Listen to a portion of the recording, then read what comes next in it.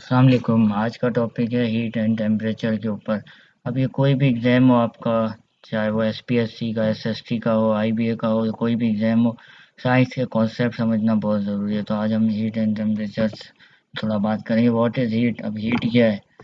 Heat is a form of energy. Heat क्या है? Form of energy है। हमेशा याद रखना, हीट क्या है? Form of energy that is transferred between systems और ऑब्जेक्ट्स विद डिफरेंट टेम्परेचर्स। ठीक है, flowing from high temperature system to low temperature system।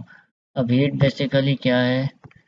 ये फॉर्म ऑफ एनर्जी है। हीट क्या है? फॉर्म ऑफ एनर्जी जो कि आपकी ट्रांसफ़र होती है। हीट हमेशा ट्रांसफ़र होती है। ठीक है, हीट कभी भी ख़त्म या वो नहीं होती। ठीक है, हीट हमेशा ट्रांसफ़र होती है, ये बात हमेशा याद रखना। किस में ट्रांसफ़र होती है? बिटवीन सिस्टम्स और ऑब्जेक्ट्स। ऑब्जेक्ट या सिस्टम्स में हाई या लो टेम्परेचर के थ्रू ट्रांसफ़र की जाती है। अब एसआई यूनिट, हीट का एसआई यूनिट क्या है? जूल। ठीक है, एसआई यूनिट है जूल, जिसको जे से कहते हैं। इसके अलावा इसके कुछ कॉमन यूनिट्स और भी हैं। कैलोरीज है और किलो कैलोरीज, ये भी हीट के यूनिट्स हैं। ठीक है, तो एक कैलोरी जो होती है 4.186 जूल्स के बराबर होती है। ये हम आपको याद होना चाहिए। ठीक है, आगे चलते हैं। आगे आपका है व्हाट इज टेम्परेचर। अब टेम्परेचर क्या है? टेम्परेचर आपका जो है वो, इसको मैं मिटा देता हूँ। टेम्परेचर बेसिकली क्या है? हॉटनेस और coldness of a body. Temperature क्या करता है? हॉटनेस और कोल्डनेस को मेयर करता है। इसका ऐसा यूनिट क्या है? केल्विन। ठीक है, टेम्परेचर को मेयर करने के लिए 3 स्केल्स होते हैं, एक सेल्सियस, फ़ारेनहाइट और केल्विन। ठीक है, ये 3 स्केल से आपको मेयर किया जाता है टेम्परेचर। तो अब ये नीचे जो चार्ट बना हुआ है इसको देखें आप। सेंटीग्रेड स्केल्स हैं, सेंटीग्रेड, फ़ारेनहाइट और केल्विन। ठीक है, अब फ्रीजिंग पॉइंट, ये बेसिकली वाटर के बारे में बता रहा है।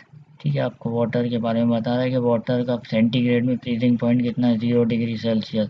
बॉइलिंग पॉइंट कितना है? 100 डिग्री सेल्सियस। इस फ़ारेनहाइट में जाएंगे तो कितना होगा? 32 फ़ारेनहाइट वाटर का फ्रीजिंग पॉइंट। बॉइलिंग पॉइंट कितना है? 212 फ़ारेनहाइट। और इसी तरह केल्विन में आ जाए, 273 केल्विन और 373 केल्विन। इसके अलावा ह्यूमन बॉडी का जो टेम्परेचर होता है, नॉर्मल ह्यूमन बॉडी का जो टेम्परेचर होता है हमारा, वो 37 डिग्री सेंटीग्रेड होता है, सेल्सियस। अगर उसको फ़ारेनहाइट में देखेंगे तो कितना होगा? 98.6 फ़ारेनहाइट। इसी तरह केल्विन में देखें 310 केल्विन। ये भी आपको याद होना चाहिए कि हमारी बॉडी का टेम्परेचर इतना होता है। ठीक है, अब मैं इसको इरेज़ कर दूँ तो हम नेक्स्ट स्लाइड पे चलते हैं। ठीक, अब आगे आप नेक्स्ट स्लाइड में हमसे ये कह रहा है कि forms of heat transfer. Heat जो है वो ट्रांसफ़र किस तरह होती है? हीट हमेशा 3 फॉर्म में ट्रांसफ़र होती है, कंडक्शन, कॉन्वेक्शन और रेडिएशन। ठीक है, इन 3 जो फेजेज़ हैं इनमें हीट ट्रांसफ़र है। अब ये कंडक्शन जो है ना, ये हमेशा सॉलिड को ट्रांसफ़र करता है, इसमें से सॉलिड के थ्रू हीट ट्रांसफ़र होती है। अब ये तस्वीर देखें, ये जो आपको स्क्रीन पर नज़र आ रही है, ये रॉड है। अब ये क्या है? रॉड, मेटल रॉड है। ठीक है, मेटल मतलब सॉलिड है, तो इस पे कौन सी ट्रांसफ़र हो रही है? कंडक्शन। ये देखिए लिखा हुआ, ठीक है, सॉलिड।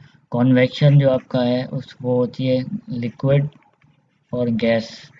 कॉन्वेक्शन में 2 तरह की होती हैं, लिक्विड और गैस। ठीक है, ये रही कन्वेक्शन, ये लिखी हुई है, ये देखें। ये फ्लेम से आपके हाथों में जा रही है, गैस है ना, ये ऊपर जा रही है आपके हाथों में। तो ये सारी लिक्विड और गैस के थ्रू आपकी जो हीट ट्रांसफ़र होती है वो कॉन्वेक्शन से शुरू होती है।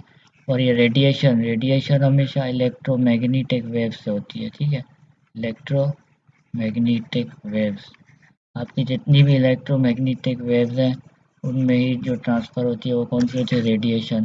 सवाल पूछता है कि वेव्स में कौन सी हीट होती है, तो आप क्या करेंगे? रेडिएशन। ठीक है, रेडिएशन सन में भी होती है। ये कहाँ पे होती है? सूरज, जो सोलर एनर्जी होती है ना हमारी, उनमें भी क्या होती है? रेडिएशन।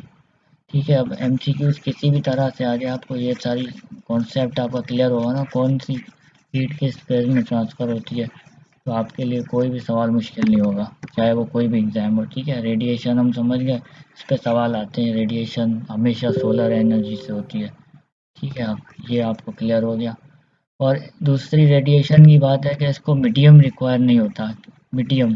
ठीक है, कोई भी मीडियम रिक्वायर नहीं होता इसके लिए, रेडिएशन के लिए कोई भी मीडियम रिक्वायर नहीं होता। ठीक है, मीडियम से मुराद कोई भी चीज़ होती है उसके थ्रू ही ट्रांसफ़र होती है। ठीक है, जैसे इसमें सॉलिड, ये रॉड्स जो हो रही थी, ये फ्लेम से हो रही थी, तो इसके लिए कोई मीडियम नहीं चाहिए होता, ठीक है, ये इलेक्ट्रोमैग्नेटिक वेव से ही होती है। हमने ये समझ लिया रेडिएशन। अब आगे चलते हैं, ठीक है। अब आगे का लेक्चर यहाँ पे कंटिन्यू नेक्स्ट में करेंगे इंशाल्लाह। Thank you.